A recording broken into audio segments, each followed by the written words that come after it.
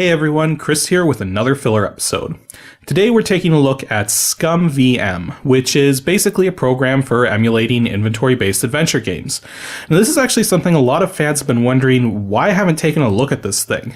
To put it simply, I don't really have an excuse. This is just something that I haven't really gotten around to looking at because I'm mostly a DOSBox person. But it is a very useful program for people who want to emulate their old inventory-based adventure games on modern systems. For starters, the program is a lot easier to configure than DOSBox. You don't have to worry about things like cycle counts or everything. All the games that the program supports are already well optimized for the program. The other thing too is that it doesn't support just DOS software. Some of these games that came out on a multitude of different systems. Things like the Amiga, the Tandy Color Computer, Commodore 64, things like that. So as long as you have the data files, you can run those versions here in ScummVM. Now, the name ScummVM is kind of interesting. The program was originally developed for running LucasArts titles. In fact, Scum itself stands for Script Creation Utility for Maniac Mansion. And this utility was used for making a whole bunch of different LucasArts titles, things like Full Throttle and stuff. At least I think it was used for those programs. Different variations. In any case, you get the idea. It was originally for LucasArts titles, but then they started incorporating other projects for things like Sierra titles, and even stuff like Teen Agent is supported by this thing. So it has quite a lot of support for different inventory-based adventure games. In terms of actually running a game in this thing, it's really simple to do. All you gotta do is install the game.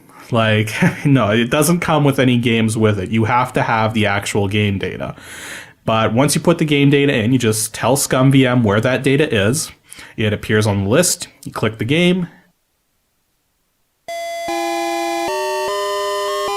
And there you go. The game should run perfectly fine. Well, perfectly fine as far as emulation is concerned. A lot of these games, they have little minor things about them, but then that's the same thing with DOSBox. It's difficult to emulate this stuff perfectly. Though, one of the interesting things about ScummVM in particular is that it does add a few neat little extras to these games. A good example is King's Quest. Well, not this King's Quest, but the SCI version. Because the SCI remake of King's Quest, if you remember, it has that sort of dithering thing going on, and it kind of looks ugly as a result of that. But ScummVM actually supports this option where it will blend these dithered pixels together to make the colors that they're actually supposed to be representing. And the result actually looks pretty decent. It makes the game look a heck of a lot better than it does with the dithering going on. So there's one advantage there. Another thing that was pointed out to me too, which I have confirmed, is that games like Quest for Glory, which had a really sort of laggy battle system, it wasn't so bad in the VGA version, but the EGA version was terrible. But here in ScummVM, the battle system actually works, okay, it's actually still kind of laggy, but it's a heck of a lot better than it was in DOSBox, let's put it that way. But yeah, lots of improvements like that, and yeah, it's all I gotta really say about the thing, really. It's a program for emulating inventory-based adventures. What more do you want me to say? Well, I suppose I should tell you that if you want to download this thing, you gotta go to scummvm.org, and downloads are available there. There's actually...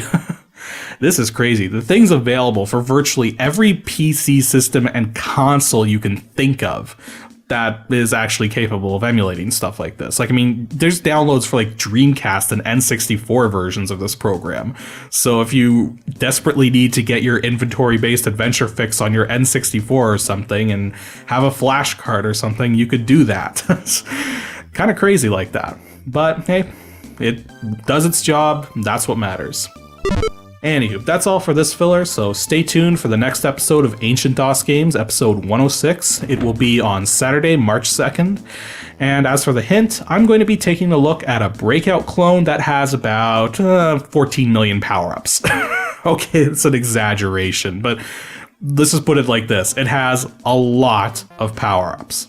If you know which Breakout clone it is, then send your guess to adg@pixelships.com and stay tuned so that you can see lots of power-ups.